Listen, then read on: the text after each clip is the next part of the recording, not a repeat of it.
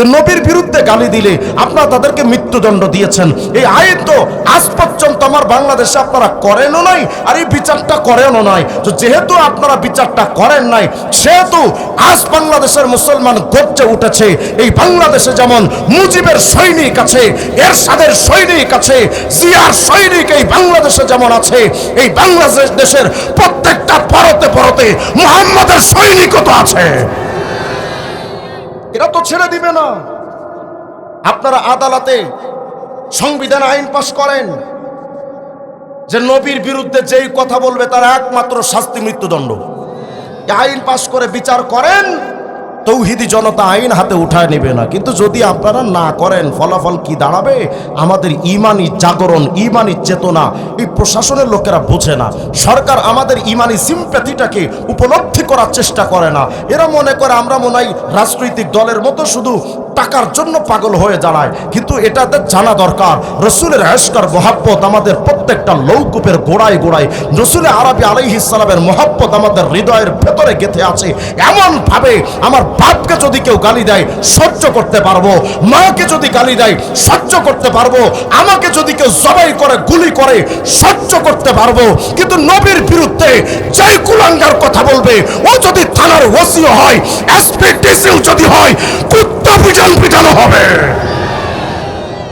এটা আমাদের ইমানি চেতনা।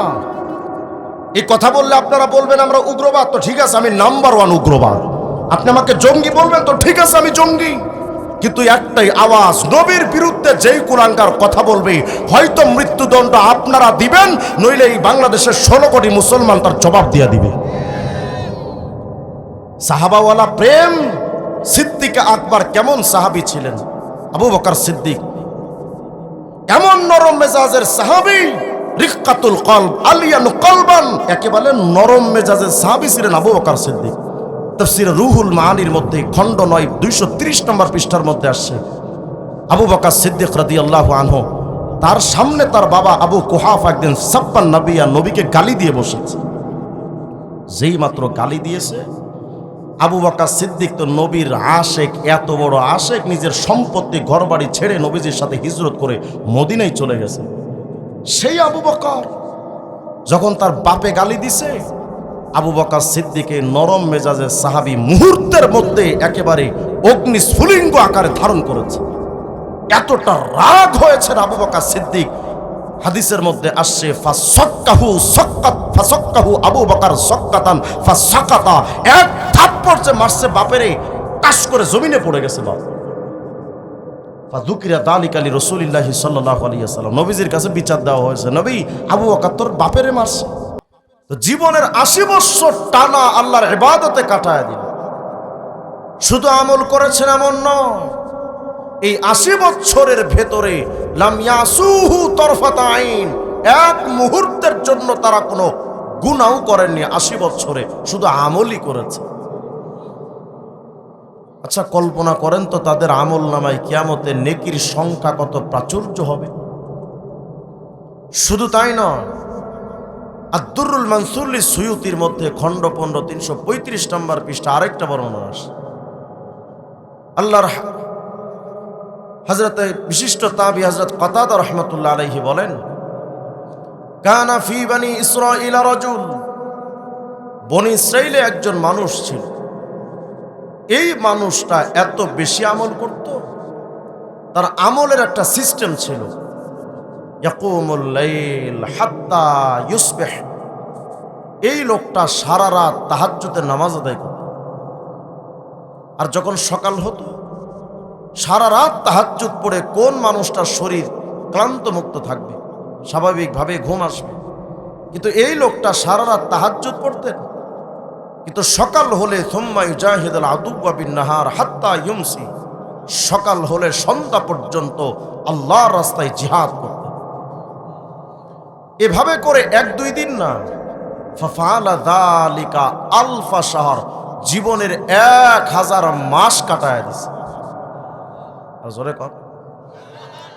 আচ্ছা তাহলে কল্পনা করেন তো, যেই মানুষগুলো জীবনের 80 বছর টানা আমল করলেন, 1000 মাস টানা রাতে তাহাজ্জুদ দিনে জিহাদ, যে লোকটা করলেন, কিয়ামতের ময়দানে তারা আমল নামায় নেকির সংখ্যা কত প্রচুর পরিমাণ হবে। আগের যুগের উম্মতের আমল নামায় নেকি হবে এত প্রচুর, শতাব্দীর পর শতাব্দী, শত শত বছরের নেকি নিয়া কিয়ামতের ময়দানে ফেরেশতারা দাঁড়াবে। আগের জামানার উম্মতরা কিয়ামতে এত নেকি নিয়ে দাঁড়াবে, ফেরেশতারা দেখবে। আর আপনি আমি কিয়ামতে আপনার আমার হালত হলো, আমরা যখন দাঁড়াবো তো ফেরেশতারা তাকায় দেখবে আগের যুগের উম্মতের আমল নামায় নেকির অভাব নাই, আর উম্মতে মুহাম্মদের নেকির আমল নামায় বেঁচে ছিল 60 বছর, এর মধ্যে 55 বছর হুদা আকিস ব্রিটান্স। ঠিক না? আমাদের তো আমল নাই, আমাদের আমল নাই এ কথা তো ঠিক, কিন্তু সূরাত আলে ইমরানের 110 নম্বর আয়াতে আল্লাহ তাআলা বলেন, এই উম্মতে মুহাম্মাদি, তোমাদের নেকি কম হবেই তো, কারণ তোমাদের হায়াতের টাইমও তো কম। আগের যুগের উম্মতেরা বেঁচে থাকতো শত শত বছর, শতাব্দীর পর শতাব্দী তারা বেঁচে থাকতেন। আর জামে তিরমিজি 2331 নম্বর হাদিসে আসছে, এই উম্মতের হায়াতের টাইম হলো উমার উম্মতি মিন 60 সানাতান ইলা 70 সানা। এই উম্মত হয়তো বেঁচে থাকে 60-70 বছর সর্বোচ্চ, একটু কম বেশ হতে পারে, কিন্তু স্বাভাবিক গড় আয়ু হিসেবে 60-70 বছরই বাঁচি আমরা, সবার গড় পড়তায়। তা আমাদের হায়াতের টাইম তো কম। আগের উম্মতের শত শত বছর বেঁচে থাকার শত শত বছরের নেকি, আর আপনার আমার আমল নামায় নেকি তো কম, হায়াতের টাইমই তো কম। তবু আল্লাহ তাআলা বলছেন, এই উম্মতে মুহাম্মাদি শোনো, তোমার হায়াতে পরিধিটা তো কম, সে কারণে তোমার নেকির সংখ্যাও কম, আর গায়ে শক্তিও তো কম। আগের যুগের উম্মতরা সারা রাত বেঁচে থাকলেও, জেগে থাকলেও সারাদিনও তারা জেগে থাকতে পারতেন, তাদের শরীরের মধ্যে সেই সক্ষমতা আল্লাহ তাআলা দিয়েছিলেন। কিন্তু আপনার আমার শরীরে তো এই শক্তি নাই। রাত্রে 12টা যাইতে না যাইতেই 1টা-2টা বাজতেই আমাদের চোখটা বুজে আসে, শরীরে ওই শক্তি আল্লাহ তাআলা আমাদেরকে দান করেননি। আল্লাহ তাআলা বোঝাতে চান, উম্মতে মুহাম্মাদি, শরীরে তোমাদের শক্তি কম, আর হায়াতের টাইমও তো তোমাদের কম, বেশি আমল তোমরা করতে পারো না। তবে শোনো, অতীতের উম্মতরা প্রচুর পরিমাণ নেকি নিয়ে দাঁড়াবে, তোমাদের নেকির সংখ্যা হবে কম। তবুও আমি আল্লাহর কাছে সূরাত আলে ইমরান 110 নম্বর আয়াত, কুনতুম খায়রা উম্মাহ, অতীতের সকল উম্মতের চাইতে তোমাদের মর্যাদা আমি আল্লাহর কাছে সবচাইতে বেশি। আপনি আমি সবচাইতে দামি। শুধু তাই নয়, সহিহ বুখারী 6887 নম্বর হাদিস আসছে, আল্লাহর হাবিব বলেন, নাহনুল আখিরু, আমরা তো এই দুনিয়াতে এসেছি সবার পরে, as-sabiquna yawmal qiyamah, কিন্তু কিয়ামতের ময়দানে এই উম্মতে মুহাম্মাদি আল্লাহ তাআলার জান্নাতে যাবে সবার আগে। তাহলে আপনি আমি কতটা মর্যাদা পেলাম। হ্যাঁ, এখন প্রশ্ন আসতে পারে, হুজুর,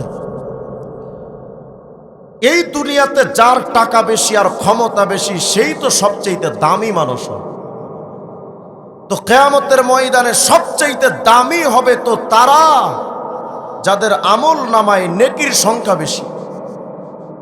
কিন্তু হিসাব কিতাব তো মেলে না, উম্মতে মুহাম্মাদির নেকি হবে কম, কিন্তু আল্লাহ বললেন তাদের দাম বেশি, তো হিসাব কিতাব মেলে না। এটা কেমনে হইল?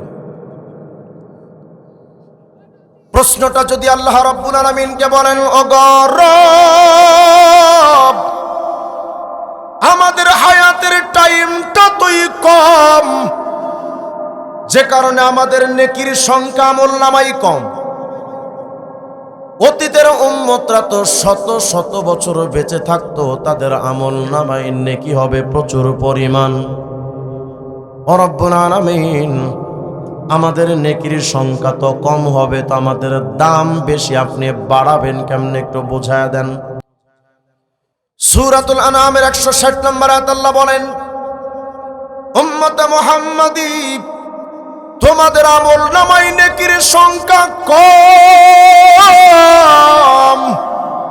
কিন্তু আমি আল্লাহ তোমাদের যে সম্মান বাড়াবো, কেমনে বাড়াবো জানো? মান জাআ বিল হাসানা ফালাহু আশরু আমসালিহা। একটা মাত্র নেকির আমল করে দুনিয়া থেকে কবরে আসবি, ওই এক নেকিকে আমি আল্লাহ 10 গুণ বাড়ায় দেব। উম্মতে মুহাম্মদি যদি এখন বলে আল্লাহ মাত্র 10টা, এত তো হয় না আমার। কারণ আল্লাহ আমরা দুনিয়াতে যে কয়দিন বেঁচে থাকলাম, 60 বছর যদি বেঁচে থাকি তো 15 বছর তো প্রাপ্তবয়স্ক হতে হতেই চলে গেল, আরো 10 বছর তো হেলাই খেলাই চলে গেল, আরো 10টা বছর স্ত্রী বাবা প্রেমিকার মায়ায় পড়ে তো আরো 10টা বছরও চলে গেল, আর 10টা বছরও চলে গেল ব্যবসা বাণিজ্যে তো আমল করলাম কখন? ও রব, আমরা তো মাত্র 5 বছরে একটু নেকির আমল করতে পেরেছি। কিয়ামতের ময়দানে 5 বছরের নেকি নিয়ে যদি আমি দাঁড়াই, আর এইটারে যদি আপনি 10 গুণ বাড়ান, তো সর্বোচ্চ 5 কে যদি পূরণ দেন 10 দিয়ে, তো 50 বছরের নেকি হবে। কিন্তু আগের উম্মত তো নেকি নিয়ে দাঁড়াবে শত শত বছর, তো 10 গুণ বাড়াইলে লাভ হবে কি? আল্লাহ বলবেন উম্মতে মুহাম্মাদের তোমাদের আমল নামার প্রত্যেকটা নেকিরে 10 গুণ বাড়াইলে যদি তোমার না হয়, তাহলে তুমি মনে রেখো আমি আল্লাহ তোমার আমল নামার সমস্ত নেকিগুলাকে 50 গুণ বাড়ায় দেব। উম্মতে মুহাম্মাদি যদি এখন বলে আল্লাহ আমার 50 গুণা হবে না, আপনি আরো বাড়ান।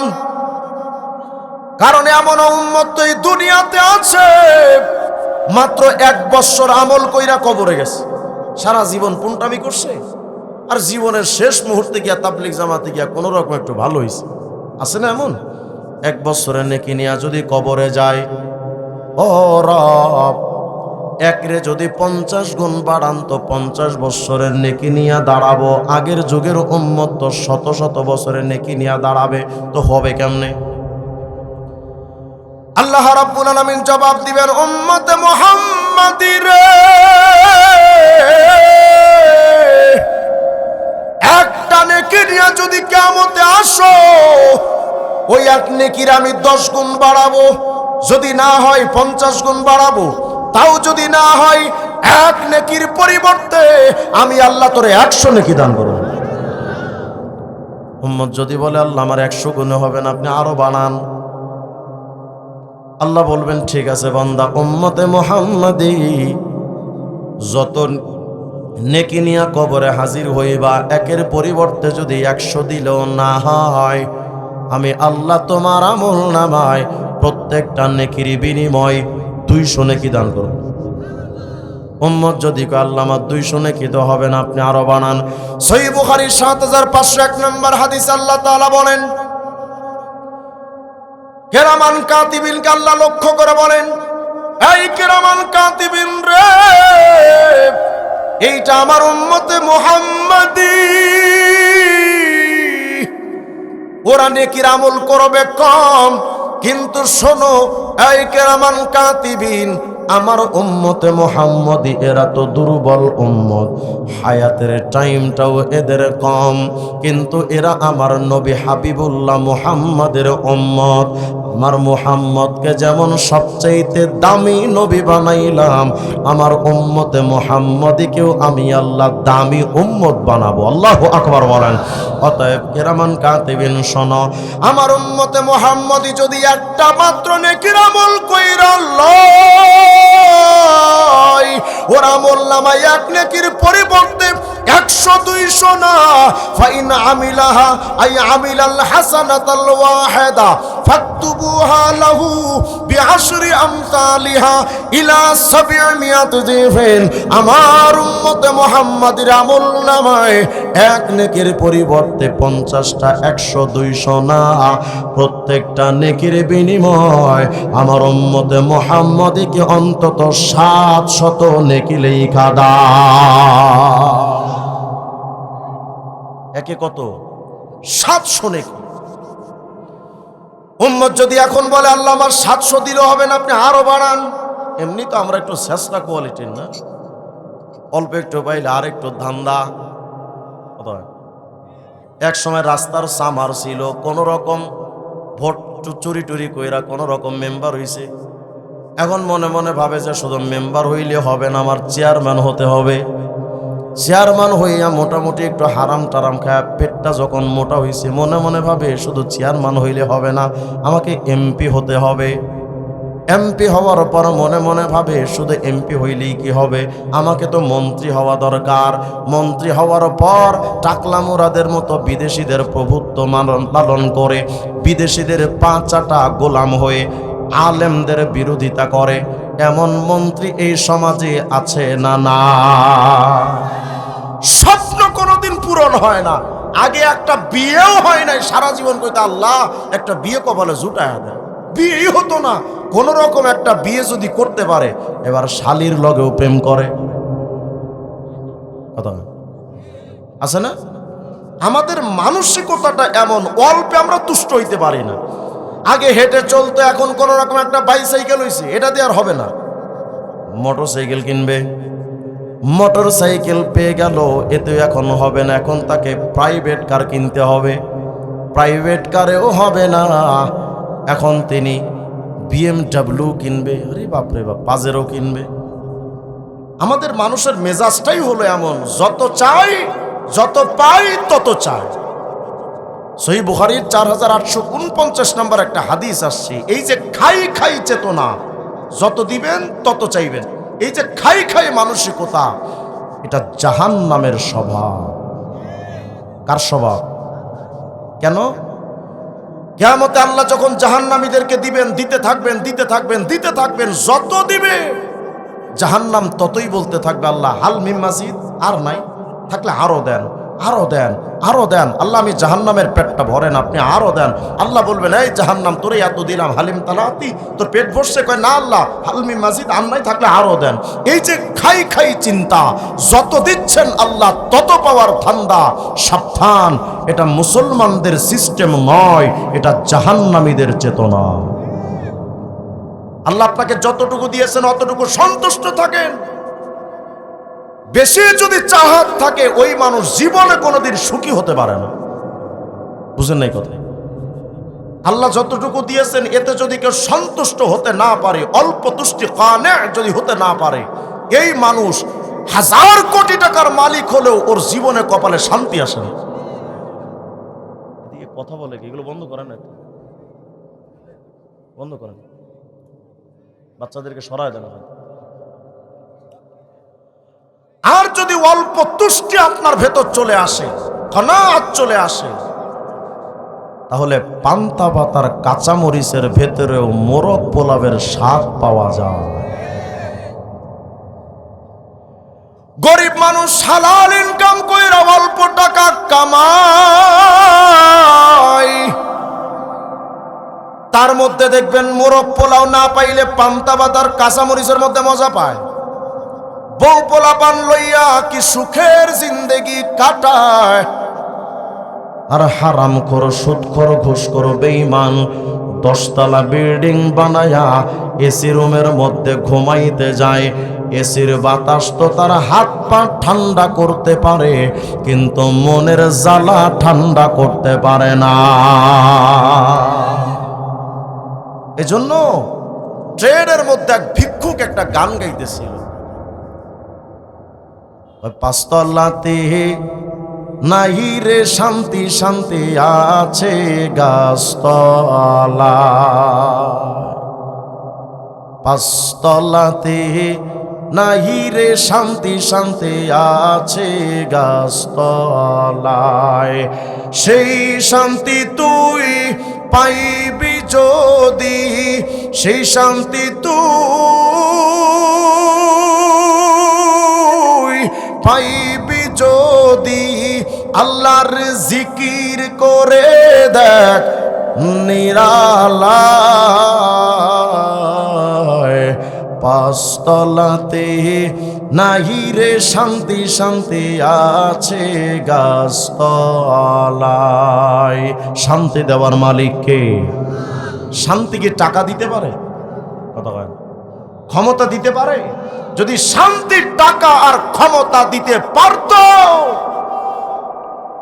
5 আগস্টের পরে অতীতের সমস্ত এমপি মন্ত্রীরা সব চাইতে এখন সুখের জীবন কাটাতো।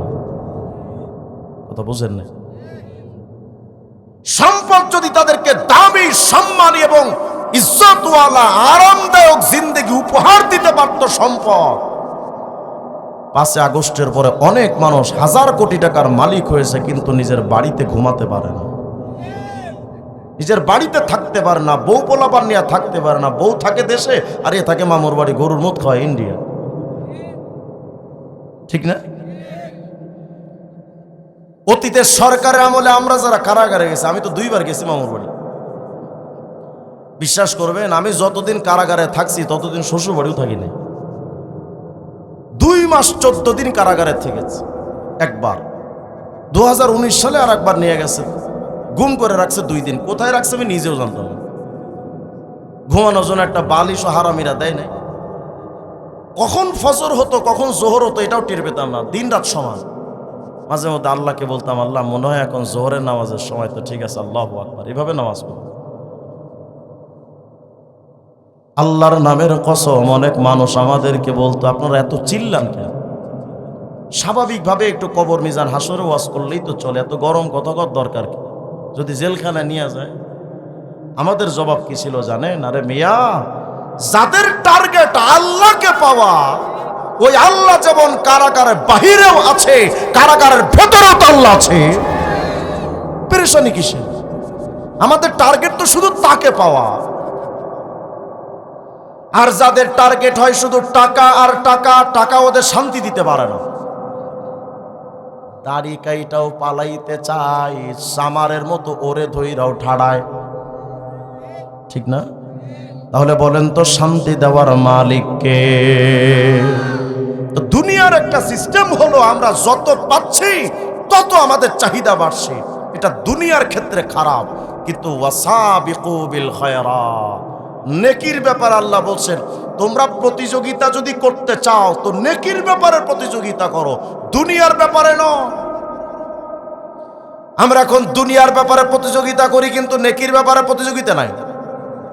চায়ের দোকানে বসে আকিস বিড়িতে টান মারে আর কয়, বাড়িটার কাজ ধরলাম, 10 তলা মোটামুটি বানাবো। কিন্তু হারামিরে যদি জিজ্ঞান যে নামাজ পড়েন, কয় নামাজ পড়ার কি সময় আছে নি এখনো? কথা কয় না, আছে না? আহারে কপাল পোড়া উম্মতে মুহাম্মদ। আপনার আমার দুনিয়ার ক্ষেত্রে যত চাওয়া, এটাকে কমানো দরকার। আল্লাহমুখী হওয়ার জন্য সর্বপ্রথমে হৃদয় থেকে দুনিয়ার মহব্বতকে সরানো দরকার, তাছাড়া আল্লাহর মহব্বত এখানে জমা হবে না। এটা বড় আজীব জায়গা। তো বলতেছিলাম, কিয়ামতের ওই বান্দা উম্মতে মুহাম্মদী যত পাচ্ছে ততই তো চাওয়া, এটা খারাপ না, ভালো জিনিস। যেহেতু সে নেকি যত পাচ্ছে তত চাচ্ছে, এটা ভালো জিনিস। উম্মতে মুহাম্মদী যদি এখনকার আল্লাহ মাত্র 700 নেকি দিবেন, এটা আমার হয় না, আপনি আরেকটু বাড়ায় দেন। এবার যে হাদিসটা বলবো, এটা শুনলে তো পুরো খুশি হয়ে যাবেন, মাথা খারাপ হয়ে যাবে, এত চমৎকার হাদিস। আওয়াজ দিয়ে বলেন আল্লাহু আকবার। মুসনাদে আহমদের 10,707 নম্বর হাদিস। আল্লাহর নবী বলেন, এরা আমার উম্মত, একটা মাত্র নেকির আমল যদি করো, ইন্নাল্লাহা আযজা ওয়া জাল ইউতি আবদাহুল মুমিন বিল হাসানাতিল ওয়াহিদা আলফা আলফি হাসানা। আল্লাহর নবী বলেন, আমার কোন উম্মত যদি শুধুমাত্র একটা নেকির আমল কইরা নেয়, আমার ওই উম্মতের আমল নামায় আমার আল্লাহ শুধু 10টা 100 200 500 আর 700 না, এক নেকির পরিবর্তে পাক্কা 10 লক্ষ নেকি লেখা দেয়। কত লাখ? 10 লাখ। খুশি না বেজার? এখন তো আসতেই কইবেন। আমি যদি কইতাম চাচা 1 টাকা সুদে লাগান 10 লাখ দিব, লুঙ্গি খুললা দৌড় দিতেছ, ঠিক না? একে যে আপনি 10 লাখ পাচ্ছেন, আওয়াজ দিয়ে বলেন আল্লাহু আকবার।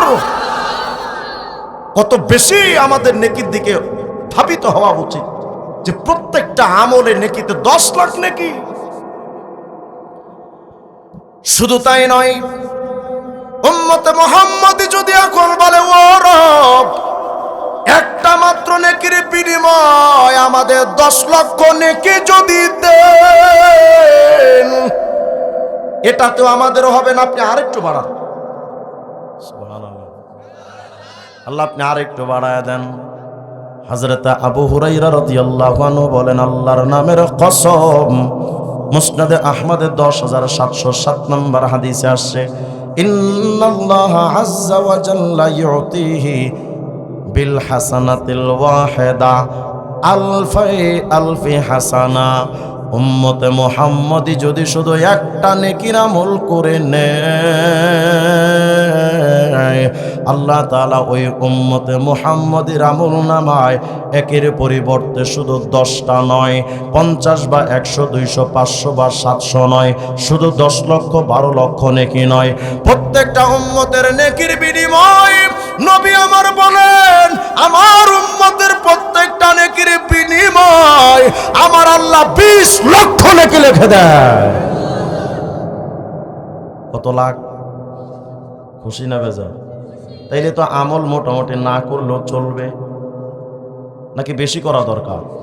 যদি দুনিয়াতে আপনি জানেন যে আমি এখানে চাকরি করলে প্রত্যেক মাসে 20 লাখ টাকা পাবো, আপনি কি বসে থাকতেন? কথা বলেন, বসে থাকতেন? তাহলে যদি আপনি এটা ভাবেন যে একবার আল্লাহ নাম বললে, একবার সুবহানাল্লাহ বললে, একবার আলহামদুলিল্লাহ বললে এত এত নেকি হয়, তাহলে বিড়ি টানটা বাদ দিয়া এখন থেকে জিকিরটা তো চালু করা দরকার।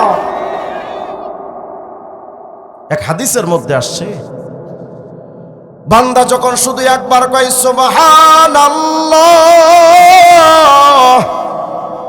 তামলাউ মা বাইনাস সামাই ওয়াল আরদ, আসমান আর জমিনের মাঝখানে যত খালি জায়গা, উম্মতে মুহাম্মদী যদি একটা বার শুধু কয় সুবহানাল্লাহ, এই একবার সুবহানাল্লাহ বললে আসমান আর জমিনের মাঝখানে টোটাল খালি জায়গাটা নেকি দিয়া ভরে যায়। আরো জোরে কন, আরো জোরে কন, আরো জোরে কন। খুশি না বেজার? এই যে 3 বার বলাইলাম, রাগ হইছেন মনে হয় না? এই 3 বার যে বলছেন, 300 বার বলাতাম আরো বেশি খুশি হওয়ার দরকার যে প্রতি সুবহানাল্লাহ এত বিরাট নেকি। আল্লাহু আকবার। উম্মতে মুহাম্মদী যদি এখন কিয়ামতে বলে, আল্লাহ তুমি কি শুরু করছো? কি শুরু করছি মানে? তুমি একবার কও যে একে নেকি দিবা মাত্র 10টা, আবার তুমি কইলা একে নেকি দিবা 100, 200, 500, 700, আবার কও তুমি 10 লাখ, আবার শুনলাম হাদিসে আসছে এক নেকির পরিবর্তে তুমি দিবা 20 লাখ। ও রব, তুমি যে গুনে গুনে নেকি দাও, তোমার জন্য কি নেকি গুনে গুনে দেওয়া সম্ভব? কি তোমার শানের সাথে মানায়? তোমার ইজ্জতের সাথে কি এটা যায়? কেন? আল্লাহ তুমি এই যে নেকি গুনে গুনে দাও, তোমার শানের সাথে মানাই না। কেন মানাই না? কারণ আল্লাহ আপনার একটা নাম হলো আজিম,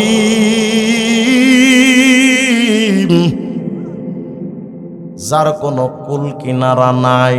তুমি তো সেই খোদা যার কোনো কুল কিনারা সীমানা সমানা নাই। সুবহানাল্লাহ। এই বান্দা, তুই কি কইতে চাস ভালো কইরা ক। আল্লাহ নিশ্চয়ই তো আপনি বুঝেন কি আমি বলতে চাই। আন্নাকা তাআলামু মা ফি সুদুরিনা, আমাদের হৃদয়ের খবরটা তো আল্লাহ আপনি জানেন। কি বলতে চাই নিশ্চয়ই আপনি বুঝেন। কিন্তু আল্লাহ, আমরা চাই তুমি যেমন সীমাহীন, আমরা উম্মতে মুহাম্মাদি দুর্বল, আমাদের গুনাহ করার প্রবণতা বেশি, আমরা বেশি আমল করতে পারি নাই, বেশি ইবাদত করার মানসিকতাও আমাদের নাই। আল্লাহ গো, কিয়ামতে যদি আমি একটা নেকি নিয়ে হাজির হই, তো তুমি আমার একটু নেকিটা এই গুনে গুনে নেকি দিলে আল্লাহ আমার কোনো উপায় থাকবে না। এই অল্প নেকি দিয়ে আমি কিছুই পাবো না। হয়তো সাময়িক সময় একটু স্বাচ্ছন্দ্য বোধ করতে পারি, কিন্তু একটা দুইটা নেকি নিয়ে যদি হাজির হই, আল্লাহ বেশি তো আমার উপায় থাকবে না। আপনি নেকিটা এমন সিস্টেম করেন। কি সিস্টেম কও? ও আল্লাহ, তুমি যেমন সীমাহীন, তোমার যেমন কুল কিনারা নাই, আমরা যদি একটা নেকির আমল কইরা লই, তুমি এমন নেকি দিবা যার কোনো কুল কিনারা রাখা যাবে না। আল্লাহু আকবার। সূরাতুল গাফিরের 40 নম্বর আয়াত আল্লাহ জবাব দেন, ওয়া মান আমিলা সালিহাম মিন যাকারিন আও উনসা ওয়া হুয়া মুমিন ফাউলাইকা ইয়াদখুলুনাল জান্নাতা ইউরযাকুনা ফিহা বিগাইরি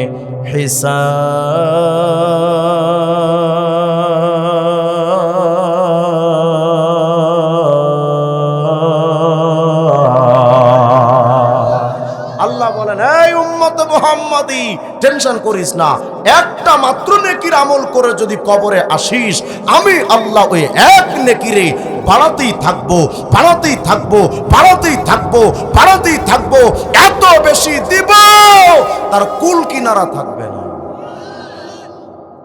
তাহলে তো আমল কম করা দরকার, কম করা দরকার।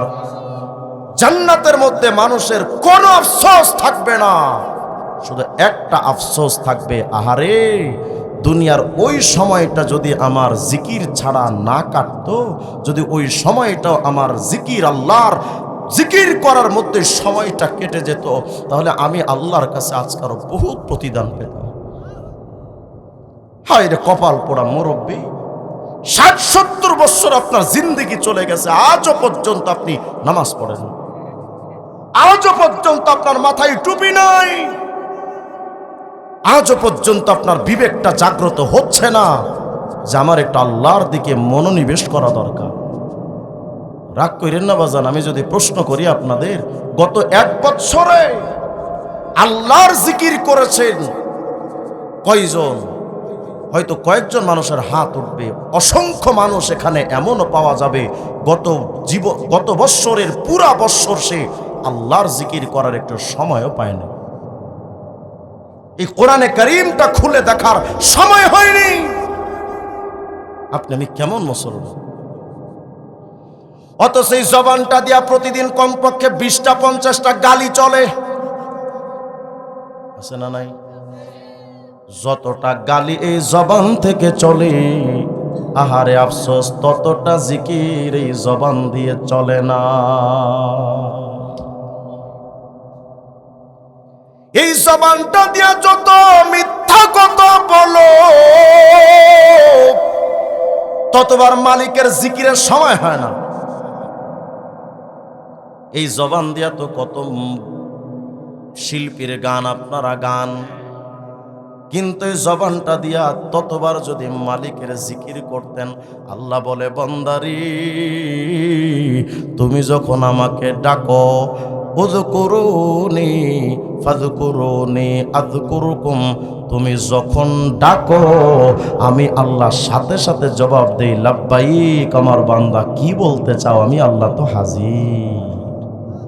সুবহানাল্লাহ বলেন না? আল্লাহ হাজির মানে আল্লাহ শুনছেন, আল্লাহ দেখছেন, সব কিছুর খবর আছে আল্লাহর আপনার কাছে, আপনার ব্যাপার আল্লাহর কাছে। বান্দা যখন নামাজে দাঁড়ায় বলে আলহামদুলিল্লাহি রাব্বিল আলামিন, সাথে সাথে আল্লাহ জবাব দেন, হামিদানি আব্দি। আল্লাহু আকবার বলবেন না? আল্লাহ বলে, এই ফেরেশতারা দেখ, এই যে আমার বান্দা দেখ, আমি আল্লাহর ব্যাপারে কইছি আলহামদুলিল্লাহি রাব্বিল আলামিন। ফেরেশতারা রে সাক্ষী থাক, আমি আল্লাহ শুনেছি তার কথা, আর আমি আল্লাহ ঘোষণা দিলাম, হামিদানি আবদি, আমার বান্দা আমার প্রশংসা করেছে। এই হাদিসটা আপনি যদি বুঝতে চান, আপনার যখন বাচ্চা হয়, বাচ্চা হওয়ার পর প্রথম যখন বাবাকে আব্বু বলে ডাক দেয়, তখন বাবার মনটা কেমন লাগে? কলিজাটা জুড়ায় যায় না? সকল কষ্ট দূর হয়ে যায় এক আব্বু ডাকে। তখন এই সন্তান মানুষকে, এই বাবা মানুষকে ডেকে ডেকে বলে, এই জরিনা শুনছো? এই যে তোমার বাচ্চা দেখো আমার আজকে আব্বু বলে ডাকছে, এটা খুশিতে বলে না। আমার আল্লাহ যখন দেখেন তার কোন বান্দা আল্লাহর ব্যাপারে কয় আলহামদুলিল্লাহি রাব্বিল আলামিন, আমার আল্লাহ ফেরেশতাদেরকে ডাইকা কয় দেখ ফেরেশতারা আমার বান্দা আমার প্রশংসা করছে। অথচ আপনার আমার কোনো খবর নাই। উম্মতে মুহাম্মাদি হয়ে আপনি আমি এতটা দামি, এতটা মর্যাদা আল্লাহ কোন উম্মতকে দান করেন নাই। এর একমাত্র কারণ মুহাম্মদুর রাসূলুল্লাহর জিন্দেগিতে শুধু একটাই মাত্র ফিকির, ও রব আমার উম্মতরে আল্লাহ আপনি মাফ কইরা দিন, আল্লাহ আমার উম্মতরে মাফ কইরা দিন। নবীজির 24 ঘন্টার ফিকির ছিল আল্লাহ আমার উম্মতরে মাফ করেন, উম্মতরে মাফ করেন, উম্মতরে মাফ করেন। সহিহ ইবনে হিব্বানের 7111 নম্বর একটা হাদিস আসছে। আম্মা জান আয়েশা সিদ্দিকা বলেন, লাম্মা রাআইতু মিনান নবী সাল্লাল্লাহু আলাইহি ওয়াসাল্লাম তিবা নফস, আমি একদিন দেখলাম নবীজি একটু হাসি মুখে আছেন, একটু আনন্দময় অবস্থায় আছেন। আমি আয়েশা মনে মনে ভাবলাম এই সময় একটু নবীজির কাছ থেকে একটু দোয়া নিয়ে লই। আম্মা জান আয়েশা সিদ্দিকা বলেন, নবী উদউলি ইয়া রাসূলুল্লাহ, ও নবী আমি আয়েশার জন্য একটু দোয়া কইরা দেন না। আল্লাহর হাবিব যখন আয়েশা সিদ্দিকার থেকে শুনলেন আয়েশা দোয়া চাইছি, মায়ার নবী আল্লাহর কাছে তখন দোয়া শুরু করছেন, ও রব আল্লাহুম্মা গফির লি আয়েশা মা তাকাদ্দামাত মিন যামবিহা ওয়া মা তাআখারাত মা আলানাত ওয়া মা আসরাত। আল্লাহ আমার আয়েশা আমার কাছে দোয়া চাইছে, আল্লাহ তুমি আমার আয়েশার আগের গুনাহ মাফ করে দাও, পরের গুনাহ মাফ করে দাও, প্রকাশ্যে হোক বা অপ্রকাশ্যে যদি কোনো গুনাহ হয় আল্লাহ আমার আয়েশার সব গুনাহ তুমি মাফ করে দাও। সুবহানাল্লাহ বলবেন না? কি চমৎকার একটা দোয়া! অতীতের গুনাহ, ভবিষ্যতের গুনাহ, প্রকাশ্যের গুনাহ, অপ্রকাশ্যের গুনাহ, আল্লাহ সব গুনাহ মাফ করে দেন। কি চমৎকার দোয়া করেছে। আম্মা জান আয়েশা সিদ্দিকা রাদিয়াল্লাহু আনহা যখন নবীজির জবান মোবারক থেকে এমন কথা শুনলেন, ফাসাকাতা রাসুহা ফি হুজরিহা মিনাদ যিহক, আয়েশা সিদ্দিকা খুশিতে এমন আত্মহারা হলেন যে তার মাথাটা হাসতে হাসতে নবীজির উরু মুবারকের উপর পড়ে গেছে, এতটা খুশি। নবীজি বলছেন, এরা আয়েশা আইয়া সুররু কি দোয়াই, আয়েশা আমার দোয়া কি তোমাকে খুশি করে দিয়েছে? আম্মা জান আয়েশা সিদ্দিকা বলেন, নবী কেন আমি খুশি হব না? কি চমৎকার দোয়াটা আপনি আমার জন্য করেছেন। আল্লাহর নবী এবার বলেন, আয়েশা রে আল্লাহ আল্লাহর নামের কসম, যেই দোয়াটা পাইয়া আজকে আয়েশা তুমি খুশি, ওয়া ইন্নাহা লাদুআই লিকুল্লি সালাতিন ফি উম্মতি লিকুল্লি সালাত। আয়েশা যেই দোয়াটা শুইনা আজ তুমি খুশি রে, এই দোয়াটা শুধু আজকে তোমার নাম ধইরা জীবনে একটা বার করলাম, কিন্তু আল্লাহর নামের কসম আমি এই দোয়াটা প্রতিদিন 5 ওয়াক্ত নামাজের পরে আমার সকল উম্মতের জন্য একই দোয়া করি। আফসোস আল্লাহরেও ভুলে গেলাম, নবীকেও ভুলে গেলাম। দুনিয়াতে আপনি আসছেন কি জন্য বাজান? শুধু খাওয়ার লাইগা? যদি খাওয়ার জন্য আসেন তা আপনার আমার মধ্যে আর গরুর মধ্যে তফাৎ কোথায়? গরুও খায়, আপনিও খান।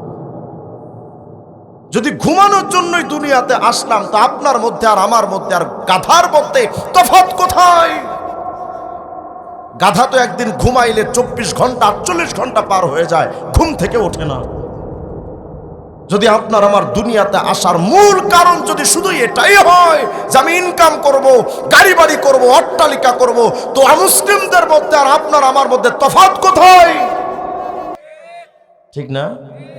অথচ আপনি আমি অনুসরণ করি কারে? নেতাজি, নেতা যা কয় চামচা খাড়া যায়, আছে না নাই? অথচ তুমি যেই নেতার পিছনে ঘুরো, তোমার নবীর কণ্ঠে একটা আওয়াজ উম্মতি, পুরা জিন্দেগি নবীর কণ্ঠে একটা আওয়াজ উম্মতি উম্মতি উম্মতি, আর তোমার নেতার কণ্ঠে দুইটা আওয়াজ ভোট আর নোট। কত নেতাদের কণ্ঠে আওয়াজ কয়টা? ভোট আর নোট।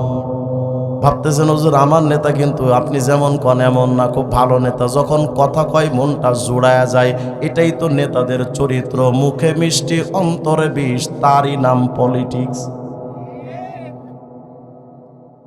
ওই নেতার জন্য ভাই ভাইয়ের মাথা ফাটায় দিছ, আছে না নাই?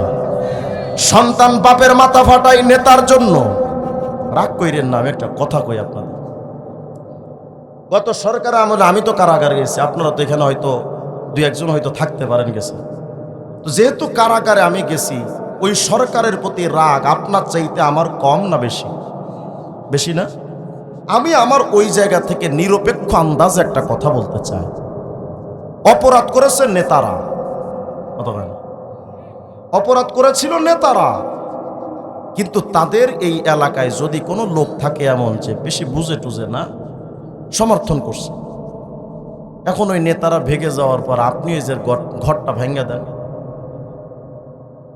আপনি যে বাড়িতে হামলা করেন, 5 আগস্টের পরে আমি নিজে দেখেছি আমার গ্রামের বাড়িতে বাজারে অনেক দোকান পুড়িয়ে দেওয়া হয়েছে, অথচ ওই লোকটা আমি নিজের চোখে দেখছি জীবনে কোনো অপরাধ করে না।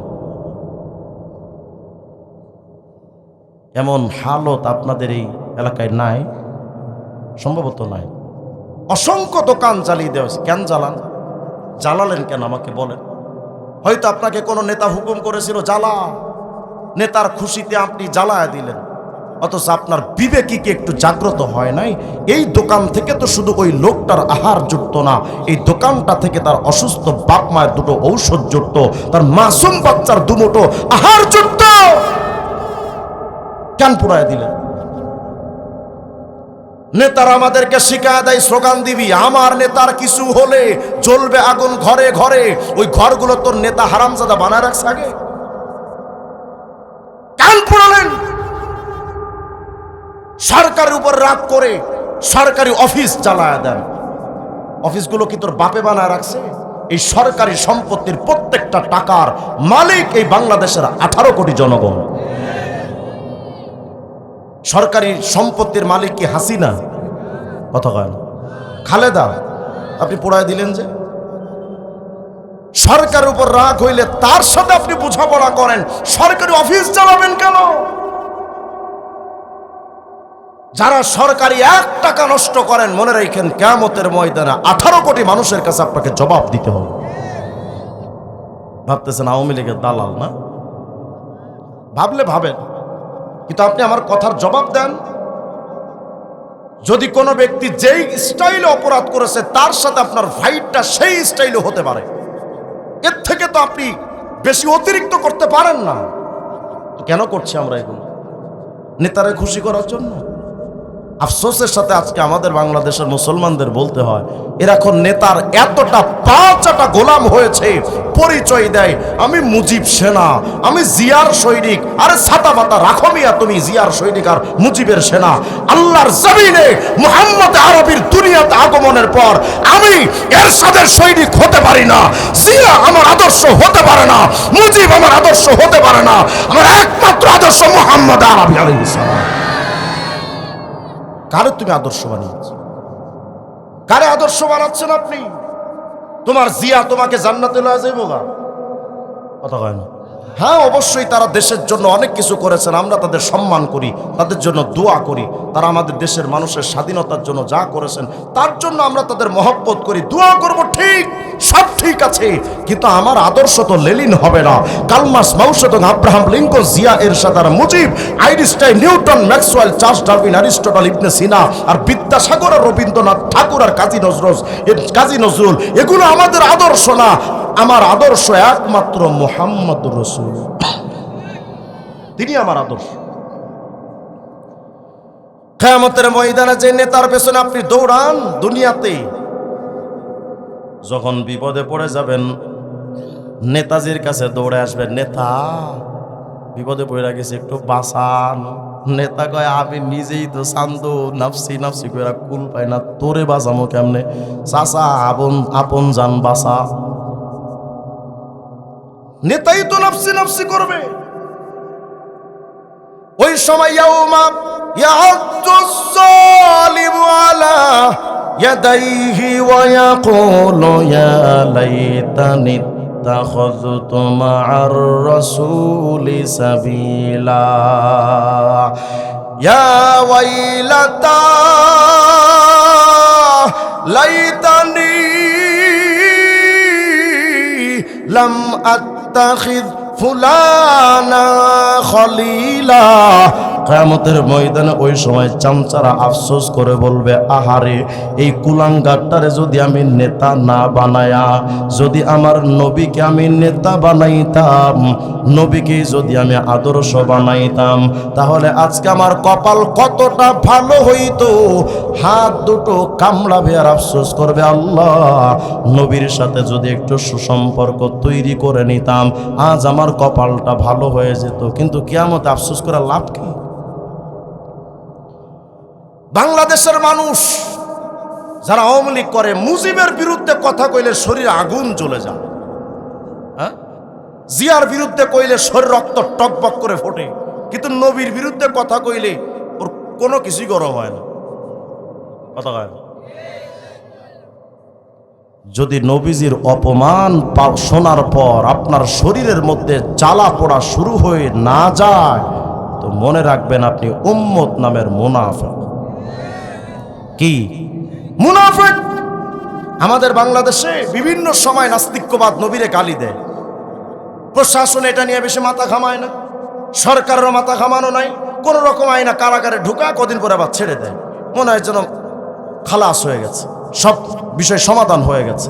কিন্তু এদের জানা দরকার, মান সাব্বা নাবিয়ান ফাকতুলু, নবীকে যে গালি দিবে তার একমাত্র শাস্তি মৃত্যুদণ্ড। তার বেঁচে থাকার পৃথিবীতে কোনো অধিকার নাই। বাংলাদেশে যদি একটা কোনো অঘটন ঘটে যায়, এই যে গত কিছুদিন আগে আমাদের সম্ভবত 2-3 দিন আগে ময়মনসিংহ ভালুকা এলাকা মাস্টার বাড়িতে হিন্দু একটা যুবক নবীজিকে অপমান করে গালি দিল। বলল নবী আয়েশা সিদ্দিকাকে 9 বছর বয়সে ধর্ষণ করে বিয়ে করছে। আসতে বলে নাউজুবিল্লাহ। ওর কি পৃথিবীতে বেঁচে থাকার কোনো অধিকার ছিল? যদি এই অপরাধ করার পর অতীতেও যারা নবীকে গালি দিয়েছে, আমাদের বাংলাদেশের আদালত যদি তাদেরকে গ্রেফতার করে আদালতে নিয়ে মৃত্যুদণ্ড যদি কার্যকর করত, তাহলে ভালুকার এই সাধারণ তৌহিদি জনতা, নবী প্রেমিকরা এই লোকটাকে ভালুকায় আগুন দিয়ে পুড়ায় দিত না। তাদের বিচার ব্যবস্থার প্রতি একটা আস্থা থাকতো যে না, আমাদের রাষ্ট্র নবীর বিরুদ্ধে যারা কথা বলে তাদেরকে শাস্তি নিশ্চিত করে। কিন্তু অতীতে তো কোনোদিন আপনারা এই রেকর্ড আমরা দেখলাম না যে নবীর বিরুদ্ধে গালি দিলে আপনারা তাদেরকে মৃত্যুদণ্ড দিয়েছেন। এই আইন তো আজ পর্যন্ত আমার বাংলাদেশে আপনারা করেনও নাই, আর এই বিচারটা করেনও নাই। তো যেহেতু আপনারা বিচারটা করেন নাই, সেহেতু আজ বাংলাদেশের মুসলমান গর্জে উঠেছে। এই বাংলাদেশে যেমন মুজিবের সৈনিক আছে, এরশাদের সৈনিক আছে, জিয়ার সৈনিক এই বাংলাদেশে যেমন আছে, এই বাংলাদেশের প্রত্যেকটা পরতে পরতে মুহাম্মাদের সৈনিকও তো আছে। এরা তো ছেড়ে দিবে না। আপনারা আদালতে সংবিধান আইন পাশ করেন যে নবীর বিরুদ্ধে যেই কথা বলবে তার একমাত্র শাস্তি মৃত্যুদণ্ড। আইন পাশ করে বিচার করেন, তৌহিদি জনতা আইন হাতে উঠায় নেবে না। কিন্তু যদি আপনারা না করেন, ফলাফল কি দাঁড়াবে? আমাদের ইমানি জাগরণ, ইমানি চেতনা এই প্রশাসনের লোকেরা বোঝে না। সরকার আমাদের ইমানি সিম্প্যাথিটাকে উপলব্ধি করার চেষ্টা করে না। এরা মনে করে আমরা মনে হয় রাজনৈতিক দলের মতো শুধু টাকার জন্য পাগল হয়ে দাঁড়ায়। কিন্তু এটাতে জানা দরকার, রসুলের ইশকার মহাব্বত আমাদের প্রত্যেকটা লৌকুপের গোড়ায় গোড়ায়, রসুল আরবি আলাইহিস সালামের মহাব্বত আমাদের হৃদয়ের ভেতরে গেঁথে আছে। এমন ভাবে আমার বাপকে যদি কেউ গালি দেয় সহ্য করতে পারবো, মাকে যদি গালি দেয় সহ্য করতে পারবো, আমাকে যদি কেউ জবাই করে গুলি করে সহ্য করতে পারবো। কিন্তু নবীর বিরুদ্ধে যে কুলাঙ্গার কথা বলবে, ও যদি থানার ওসিও হয়, এসপি ডিসিও যদি হয়, কুত্তা পিটানো হবে। এটা আমাদের ঈমানি চেতনা। এই কথা বললে আপনারা বলবেন আমরা উগ্রবাদ, তো ঠিক আছে, আমি নাম্বার 1 উগ্রবাদ। আপনি আমাকে জঙ্গি বলবেন, তো ঠিক আছে, আমি জঙ্গি। কিন্তু একটাই আওয়াজ, নবীর বিরুদ্ধে যেই কুলাঙ্গার কথা বলবে হয়তো মৃত্যুদণ্ড আপনারা দিবেন, নইলে এই বাংলাদেশের 16 কোটি মুসলমান তার জবাব দিয়ে দিবে। সাহাবাওয়ালা প্রেম। সিদ্দিক আকবর কেমন সাহাবী ছিলেন? আবু বকর সিদ্দিক এমন নরম মেজাজের সাহাবী, রিক্কাতুল কলব আলিয়ানু কলবান, একেবারে নরম মেজাজের সাহাবী ছিলেন আবু বকর সিদ্দিক। তাফসীর রুহুল মাআনির মধ্যে খণ্ড 9 230 নম্বর পৃষ্ঠার মধ্যে আসছে, আবু বকর সিদ্দিক রাদিয়াল্লাহু আনহু তার সামনে তার বাবা আবু কুহাফা একদিন সাব্বান নবিয়া, নবীকে গালি দিয়ে বসেছে। যেই মাত্র গালি দিয়েছে, আবু বকর সিদ্দিক তো নবীর আশেক, এত বড় আশেক, নিজের সম্পত্তি ঘরবাড়ি ছেড়ে নবীজির সাথে হিজরত করে মদিনায় চলে গেছে। সেই আবু বকর যখন তার বাপে গালি দিছে, আবু বকর সিদ্দিকের নরম মেজাজের সাহাবী মুহূর্তের মধ্যে একেবারে অগ্নিস্ফুলিঙ্গ আকারে ধারণ করেছে। এতটা রাগ হয়েছে আবু বকর সিদ্দিক, হাদিসের মধ্যে আসছে ফাসাক্কাহু আবু বকর সাক্কাতান ফাসাকাতা, এক থাপ্পড় যে মারছে বাপেরে, টাস করে জমিনে পড়ে গেছে বাপ। ফাযুকিরা যালিকা লিরাসূলিল্লাহ সাল্লাল্লাহু আলাইহি ওয়াসাল্লাম, নবীজির কাছে বিচার দেওয়া হয়েছে, নবী আবু বকর তোর বাপেরে মারছে। আল্লাহর হাবিব বলেন, আবু বকর আফআলতা যালিকা ইয়া আবু বকর, হে আবু বকর এই কাম করছো, এই কাজটা তুমি করছো, বাপেরে মারছো? হযরত আবু বকর বলেন, নাম নবী, এই অপরাধটা তো আমি করেছি। নবীজি বলেন, লা তাউজ, ভবিষ্যতে এমন কাজ করো না, যাও আর কোনোদিন মাইরো না। সিদ্দিক আকবর বলেন, ও আল্লাহর নবী, আল্লাহ, আল্লাহর নামের কসম, আমার বাপে আজকে যে অপরাধ করেছি, লাউ কানা সাইফু করিবাম মিন্নি লাল্লা দরাবতু, নবী আজকে তো শুধু থাপ্পড় মারছি, আমার বাপের ভাগ্য ভালো যে আমার হাতের কাছে তরবারি ছিল না, যদি আমার হাতের কাছে তরবারি থাকতো আমার বাপের কল্লাটা দ্বিখণ্ডিত করে ফেলতাম। আশেকে রাসূলদের ঈমানি জজবা। প্রশাসনের লোকেরা যদি আমাদের এই এসকোটাকে যদি বুঝতে না পারে, আমাদের প্রেমটাকে যদি তারা উগ্রতা বলে, কিছুই করার নাই, এ জাগরণ থামানো সম্ভব না। নবীর আশেকরা, বিএনপির লোকেরা যেমন জিয়ার কটূক্তিকারীদের বিচার করে, আওয়ামী লীগের লোকেরা মুজিবের কটূক্তিকারীদের যেমন বিচার করে, বাংলাদেশের প্রত্যেকটা আশেকে রাসূল নবীদ্রোহী, নবী দুশ্মনদেরকে ঠিকই উচিত শিক্ষা দিয়া দিবে। এখন সিদ্ধান্ত নেওয়ার সুযোগ আপনাদের। আপনারা আইন পাস করে নিজেরা আইন করবেন নাকি জনতা করবে, সেটা এখন আপনাদের ডিসাইড করা দরকার। কিন্তু একটাই শাস্তি, মান সাব্বা নাবিয়ান ফাকতুলু, নবীরে যেই গালি দিবে তার একটাই শাস্তি, মৃত্যুদণ্ড। তার এই পৃথিবীতে বেঁচে থাকার কোনো অধিকার নাই। গত 54টা বছর চলে গেছে আমাদের বাংলাদেশে, আজ পর্যন্ত একটা আইন হয় নাই। মায়ার নবীর প্রতি সাহাবায়ে কেরামের ইশকার মহব্বতের নমুনা শুনবেন, একটা ঘটনা আপনাদের শোনায়া যায়। বিরক্ত হচ্ছেন না তো আপনারা? ইবনুল আথির রাহিমাহুল্লাহ একটা কিতাব লিখেছেন, আসাদুল গায়া ফি মারিফাতিস সাহাবা, 3 নম্বর খণ্ডের 81 নম্বর পৃষ্ঠার মধ্যে একটা ঘটনা এনেছেন তিনি। আশেকে রাসূল, এক ছোট্ট বাচ্চার সাহাবীর ইতিহাস তিনি তুলে ধরেছেন। এই ঘটনাটা মাজমাউ জাওয়ায়েদে আছে, মুআজামে তাবরানীতেও আছে। আল্লাহর হাবিব যখন লাম্মা কাদিমাল মদিনা, মদিনায় যখন নবীজি আসছেন, আল্লাহ রাসূল সাল্লাল্লাহু আলাইহি ওয়াসাল্লাম মদিনায় যাওয়ার পর সাহাবায়ে কেরাম তো নবীজির কাছে এসে ভিড় করেছেন। তো একজন বাচ্চা, এক সাহাবী, নাম ছিল হযরত তালহা ইবনে বারা রাদিয়াল্লাহু আনহু, একেবারেই ছোট মানুষ। তালহা ইবনে বারা যখন দেখছেন নবীজি মদিনাতে আসছে, এই ছোট্ট বাচ্চা শিশুটা নবীজির কাছে গিয়ে, নবী যেখানে বসতেন এই বাচ্চাটা নবীজির কাছে কাছে গিয়ে জাআলা ইয়ালসাকু বিরাসূলিল্লাহি সাল্লাল্লাহু আলাইহি ওয়াসাল্লাম, এই বাচ্চা সাহাবী নবীজির মজলিসে গিয়ে, দরবারে গিয়ে নবীজির শরীরের সাথে নিজের গাটা এভাবে লাগায়া দিতেন। সুবহানাল্লাহ বলেন না? আর নবীজির গায়ের সাথে তার গা লাগলে তার কাছে ভালো লাগতো। হঠাৎ করে একদিন এই বাচ্চা সাহাবী বলেন, নবী মুরুনি ইয়া রাসূলাল্লাহ বিমা শিতা ও নবী, আপনি আমার একটু হুকুম করেন, আদেশ করেন। নবী আপনি মনে রাখেন, লা আসিলাকা আমরা, কথা দিলাম আপনি আমাকে যেই হুকুম করবেন আমি আপনারে এতটা ভালোবাসি নবী, আপনি হুকুম যেটাই করবেন ওটা আমি বাস্তবায়ন করব, আপনার অবাধ্য হব না। কি বলতে চান হুকুম করেন। বাচ্চা সাহাবী যখন তোতা পাখির মতো কথা কয় কত না শুনতে ভাল লাগে। আবার এই বাচ্চা সাহাবী বলেন, ও রাসূল আপনি আমাকে হুকুম দেন, আপনি যা বলবেন আমি আপনার কথা মেনে নিব।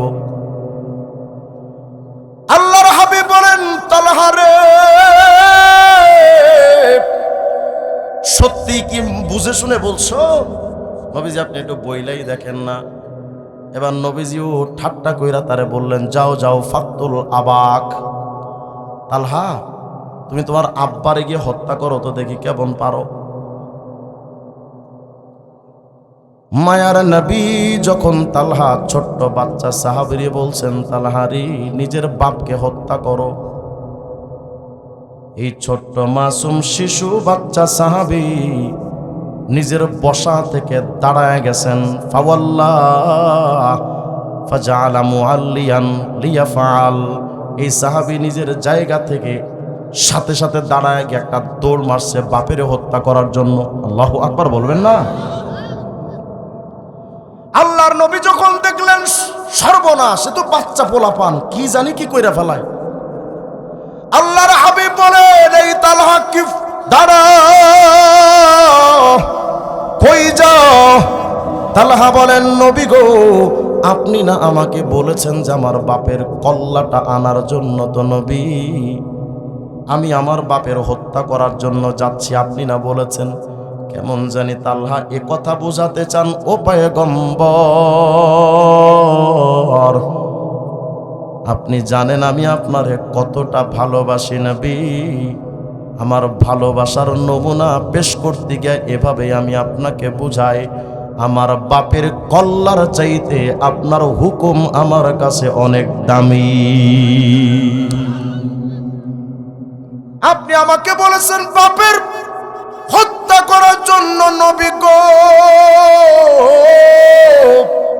আমি যাচ্ছি আমার বাপের হত্যা করতে। নবী বলেন, এই তালহা থাম থাম বেটা থাম, এই তালহা ইন্না লাইসা ফি দীনিনা কাতিয়াতুর রাহিম, আমাদের এই ধর্মটা তো এমন মায়ার ধর্ম, এই ধর্মে রক্তের সম্পর্ক নষ্ট করার মতো কোনো সুযোগ নাই। হত্যা করা তো দূরের কথা, বাপ সন্তানের সাথে কথা বলবে না এমন সুযোগও ইসলামে নাই, ভাই ভাইয়ের সাথে কথা বলবে না এমন সুযোগ ইসলামে নাই। তালহারি যেই ধর্মে সম্পর্ক নষ্ট করার বিধানই নাই, সেখানে বাপেকে হত্যা করবা এটা কোনোভাবেই পসিবল না। থামো, ওয়ালাকিন আহবাবতু আল্লাহ ইয়াকুনা ফি দীনিকা রিবা, আমি চাইছিলাম আসলে তুমি আমার কতটা ভালোবাসো, ইসলামের প্রতি তোমার মানসিকতা কতটুকু ধাবিত, আমি ওটা পরীক্ষা করার জন্য শুধু বলেছিলাম যাওয়া লাগবে না, থামো। নবীজি বলে ফেলেছে, বুঝেই ফেলেছেন এই বাচ্চা সাহাবী নবীর আসে, তার হৃদয়ের মধ্যে পুরা হৃদয়টা আল্লাহর রসুলের ইশকের মোহাব্বত দিয়ে ভরা। আল্লাহর নবী তাকে ভালোবাসতেন, এই বাচ্চা সাহাবীও নবীজিকে ভালোবাসতেন। প্রায় সময় এই ছোট্ট মাসুম বাচ্চাকে হাত ধইরা তার বাবা নবীজির দরবারে আনতেন আর নবীর কথা শুনতেন, নবীর গায়ের সাথে গা মিলায়া বসতেন, কতটা মহব্বত করতেন এই বাচ্চা সাহাবী। হঠাৎ করে এই বাচ্চা সাহাবী একদিন অসুস্থ হয়ে গেলেন। মাজমাউজ জাওয়ায়েদের মধ্যে আসছে, মুআজামে তাবরানীতে আসছে, আল্লাহর নবী যখন তালহারে কয়েকদিন পান না, জিজ্ঞেস করছেন তালহা কোথায়? বলে নবী তালহা তো অসুস্থ হয়ে গেছে, তালহা তো এখন বিছানায় কাতরাচ্ছে, যে কারণে তালহা আসতে পারছে না। নবীজি বলেন, সাহাবীরা চলো, আমার এই বাচ্চা আশেক রাসূল তালহারে আমি একটু দেখতে চাই, কোথায় আমার তালহা? মায়ার নবী তালহার বাড়িতে আসলেন। এসে তালহার শরীরের দিকে তাকায়া খোঁজ খবর নিয়া নবীজি তার বাপ মারে বললেন, তালহার বাবা মা, কেমন জানি রে, আমার মনে হয় আরাফিহি আল মাউত, আমার মনে হচ্ছে তালহা মনে হয় বেশি আর সময় পাবে না, হয়তো আমার তালহা মারা যেতে পারে। তালহার বাবা মা, ফাইদা মাতা ফাআদিনুনি হাত্তা উসাল্লি আলাইহি, এই রাত্রবেলা যদি আমার তালহা মারা যায় আমাকে একটু দ্রুত খবর দিও, আমি নিজে আমার তালহার জানাজা পড়তে আসব, আমাকে একটু খবর দিও। মায়ের নবী কথাটা বলে চলে আসছেন। নবী যখন তাকে দেখতে গেছেন তার জ্ঞান ছিল না, হুঁশ ছিল না। গভীর রাত্রে তালহার যখন জ্ঞান ফিরেছে, সর্বপ্রথম এই বাচ্চা শিশু সাহাবী বাপ মারে বলতেছিলেন, আব্বু, আমার নবীকে আমাকে একটু দেখতে আসেন নাই? সুবহানাল্লাহ বলবেন না? আমার নবীকে আমাকে একটু দেখতে আসলেন না? এই বাচ্চা সাহাবী, আপনি বুড়ো হয়ে গেছেন বাজান, কিন্তু আপনার ভেতরে আজও পর্যন্ত ইশকের রাসূল জমা হয় নাই। কত বড় কপাল পোড়া আমি। এই বাচ্চা সাহাবী তার বাপ মারে বলে, আব্বু, আমার নবীকে আমারে দেখতে আসেন নাই? বাপ মা বলছিলেন, হ্যাঁ আসছেন। কি বলে গেছেন একটু বলো। নবীজি বলে গেছেন যে হয়তো তুমি এই রাতটাই বেশিক্ষণ আর হয়তো টিকবা না, হয়তো দুনিয়া থেকে চলে যাবা। তবে নবী বলে গেলেন, তুমি যদি রাত্রে মারা যাও নবীকে যেন খবর দেওয়া হয়। নবীজি তোমার জানাজা পড়তে রাত্রবেলা আসবেন। এই মাসুম বাচ্চা সাহাবী তখন কি জবাব দিয়েছিলেন? আহা, মাসুম বাচ্চা সাহাবী তখন তার বাপ মাকে জবাব দিয়েছিলেন, আব্বু, লা তুরসিলু রাসূলুল্লাহি সাল্লাল্লাহু আলাইহি ওয়াসাল্লাম, আমার নবীর কাছে রাত্রে আমার মৃত্যু যদি হয় খবর দিও না। এই রাত্রবেলা আমার মৃত্যুর খবর দিও না। আমি যদি মারা যাই তোমরা মিলেই আমার দাফন করে দিও, আমার নবীর আমার মৃত্যুর খবরটুকু দিও না। নবী যেন এই রাত্রে আমার জানাজা পড়তে না আসে। হযরতে তালহা গভীর রাত্রে ইন্তেকাল করলেন। সকালবেলা মায়ার নবী সাহাবীদেরকে জিজ্ঞেস করেন, ও সাহাবা, আমার তালহার একটু খবর বলো তো। গভীর রাত্রে তালহা বলে দিয়েছিলেন, আমি যদি মারা যাই আমার নবীজির কাছে আমার একটা সালাম পৌঁছে দিয়েন, আর নবীরে বইলেন আমার জন্য যেন আল্লাহর কাছে ক্ষমা চাই, এতটুকুই আমার নবী যেন আমার জন্য করেন। সকালবেলা নবীজি জিজ্ঞেস করেন, সাহাবীর আমার তালহা কই, কেমন আছে আমার তালহা, একটু খবর শোনাও। সাহাবীরা বলেন, ইয়া রাসূলুল্লাহ, আপনার আশিক বাচ্চা সাহাবী তালহা গভীর রাত্রে ইন্তেকাল করেছে, তালহা দুনিয়া থেকে চলে গেছেন। এমন কি নবী, তালহাকে গভীর রাত্রে আমরা দাফনও করে ফেলেছি, তালহাই দুনিয়াতে আর নাই।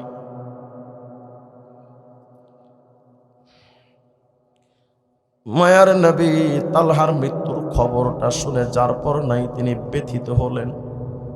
সাহাবীরা রে, তালহার মৃত্যুর খবরটা বলো আমারে, তোমরা কেন দিলা না? কি হয়েছিল আমার তালহার জানাজায়, কেন ডাকলা না আমারে?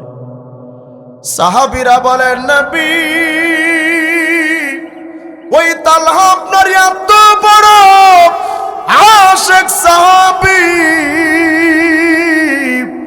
তালহা আমাদের বলেছিলেন এই রাত্রবেলা যদি আমি মারা যাই আর তোমরা যদি মায়ার নবীর খবর দাও, এই রাত্রবেলা নবী যদি আমার জানাজা পড়তে হাজির হয়ে যায়, ফাইন্নী আখাফু আলাইহিল ইয়াহুদ, আমার ভয় হয় এই রাত্রে সুযোগ পাইয়া ইহুদিরা না জানে আমার নবীরে মারে, আমার নবীর পায়ে না জানি কাটা ফুটে, আমার নবীর রাস্তায় না জানি তারা কাটা পুঁতে রাখে। আমার নবীর পায়ে যদি নবী কষ্ট পায়, ওই জানাজা আমার লাগবে না।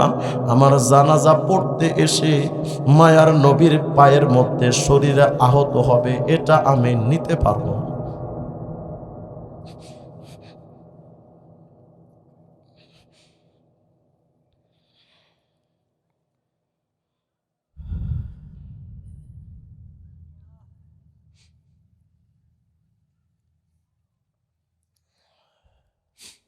আল্লাহর নবী তালহার কথাগুলো শুনে সাহাবীদের বললেন, চলো না, তালহার কবরটা কোথায়?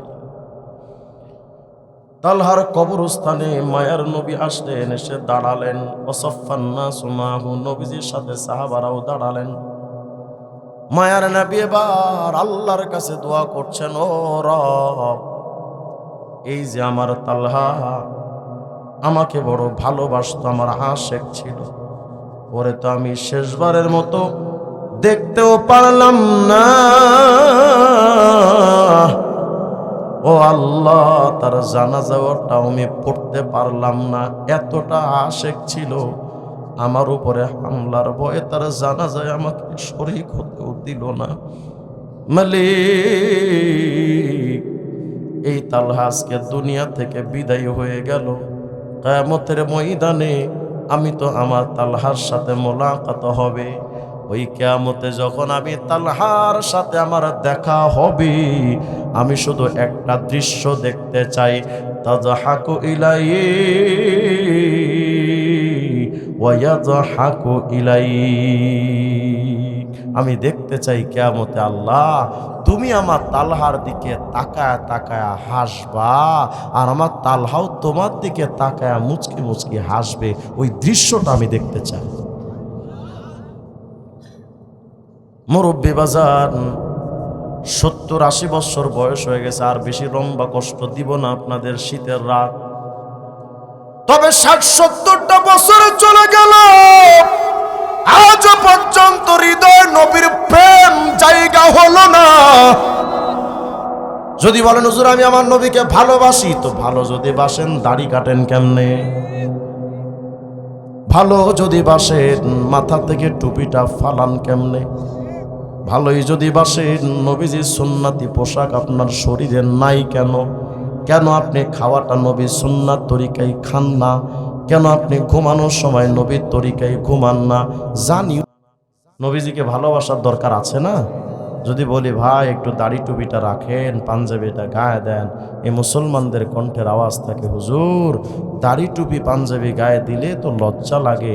শুনে রাখো উম্মতে মুহাম্মাদি, যে দাড়ি টুপি পাঞ্জাবি নিয়ে ঘুরতে আজ তোমার দুনিয়াতে লজ্জা হয়, আগামীকাল কিয়ামতে ওই দাড়ি টুপি পাঞ্জাবি নূর ছাড়া ওই কিয়ামতের ময়দানে দাঁড়াইতে ভয়ে ভূমিকম্পের মতো আপনার আমার অন্তরাত্মা থরথর করে কাঁপতে থাকবে, কেউ বাঁচাতে আসবে না। নবীজির সামনে দাঁড়ানো লাগবে না? কিয়ামতে লাগবে তো নবীজির সামনে দাঁড়ানো, লাগবে কি না? বিএনপির সামনে চেয়ারপারসন খালেদার সামনে নৌকার সিল নিয়ে যদি দাঁড়ানো না যায়, হাসিনার সামনে যদি জামাত ইসলামের দাড়ি পাল্লার প্রতীক নিয়ে দাঁড়ানো না যায়, নবীজির সামনে দাড়ির নূর ছাড়া টুপির নূর ছাড়া কেমনে দাঁড়াইবেন? কেমনে দাঁড়াবেন? শেষ কথা, হয়তো ভাবতেছেন হুজুর বিয়ে শাদিটা করি তারপরে না ঠিক হয়ে যাবো, অথচ আপনার মতো কত যুবক নিজের বিয়ের বরযাত্রীর গাড়িতে ওঠার আগে মসজিদের খাটিয়ে উঠে গেছে।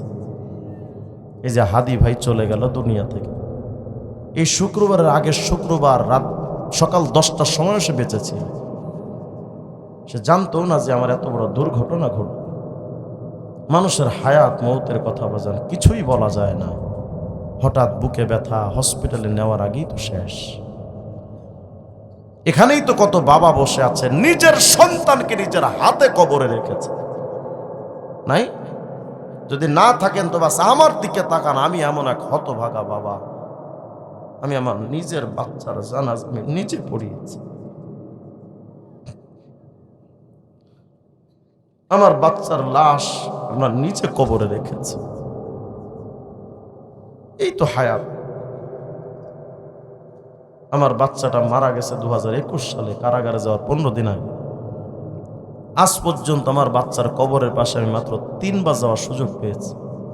এটাই হায়াত, এটাই মানুষের জিন্দেগি।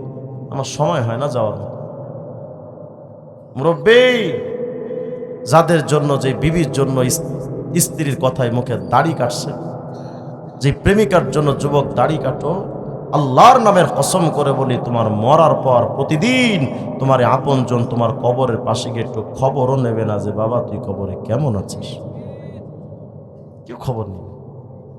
অতএব নিজের আখের আগে গোছান। এই দাড়িটা যে কাটেন, এক মুষ্টি দাড়ি থেকে যদি এক চুল পরিমাণ ছোট হয়, 24 ঘন্টা জিনা করলে যেমন পাপ, তেমন পাপ হতে থাকে। কে বলেছে আপনাকে দাড়ি রাখা শুধু সুন্নাত? মিথ্যা কথা এটা। কেউ লেখেননি দাড়ি রাখা সুন্নাত। কিছু মালউন অভিশপ্তরা এবং কিছু বিচ্ছিন্নবাদীরা লিখেছেন দাড়ি রাখা সুন্নাত। আহলে সুন্নাত জামাতের সাহাবা বলেন, তাবি বলেন, আইম্মে মুজতাহিদিন, সালফে সালিহিন সবাই এ কথার উপরে একমত। দাড়ি রাখা শুধু সুন্নাত নয়, সুন্নাত তরিকায় দাড়ি রাখা, অন্তত এক মুষ্টি দাড়ি রাখা ওয়াজিব। ওয়াজিব আমল। অথচ দাড়ি কেটে কবরে যাচ্ছে। ওইটা বাজে মানুষের কথা। যারা মনে করে খোসা খোসা দাঁড়িয়ে রাখলে দাঁড়িয়ে, এটা টাটকা মিথ্যাবাদীদের কথা। আমি ওপেন চ্যালেঞ্জ দিয়ে গেলাম আপনাদের। মিডিয়া তো রেকর্ড হচ্ছে, ওরা বাংলাদেশে এটা ছড়াবে। পৃথিবীর কোনো বাপের ক্ষমতা যদি কোনো মুফতিরও থাকে তো সামনে আসো, যে দাড়ি খোঁচা খোঁচা রাখলে ওটাও দাড়ি, এমন কথা কোরআনে আছে, হাদিসে আছে, সুন্নায় আছে, সাহাবায় আছে, তাবিতে আছে, তাবে তাবিন আছে, আইম্মে মুজতাহিদিন থেকে আছে। এমন একটা দলিল পেশ করো কেউ। দাড়ির উপর আমি কয়েকশো কিতাব তাহকিক করেছি। দাড়ির উপরে আমার 50 পৃষ্ঠার একটা লেখা আছে, যে কারণে আমি বুক ফুলিয়ে কথা বলতে পারি। দাড়ি রাখা, খোঁচা খোঁচা দাড়ি, এটা মিথ্যাবাদীদের দাড়ি। এক মুষ্টি দাড়ি যতদিন না হবে ওটা দাড়ির অন্তর্ভুক্ত না। এজন্য সাবধান, আজকে থেকে একটু দাড়িটা রাখেন, টুপিটা মাথায় দেন। আমরা যারা দাড়ি টুপি রাখছি, আমাদেরকে কিছু কিছু জেনারেল শিক্ষিত ভাইয়েরা মনে করে বোকা বোকা, মোল্লা, কিছু বোঝে না। 1400 বছর আগের স্টাইল ধারণ করছে, বোকা। চান্দু, তুমি দুনিয়ার যতটুকু বুঝো, আমি তোমার থেকে দুনিয়া কম বুঝি না। তোমার দুনিয়ার উপভোগ ক্ষমতা যতটুকু আছে আমার কম নাই। আমরা বুঝি, এই বুঝে শুনেই মাথায় টুপি দিয়েছি। কেন? তুমি তোমার বউয়ের চামচামি করো, তুমি তোমার বিদেশি প্রভুদের চামচামি করো, আর আমি আমার মুহাম্মদে আরবির এশকর মোহাব্বতে এগুলো ধারণ করেছি। তুমি আমার বোকা মনে করো? দাড়ি কাটলে সুন্দর দেখা, যেটা আমরা বুঝি না। আল্লাহ আমাদের সবাইকে সহি বুঝ দান করেন। আজকে থেকে একটু দাড়ি টুপি পাঞ্জাবি নামাজ কালাম একটু ধরা যাবে না বাজান ইনশাআল্লাহ।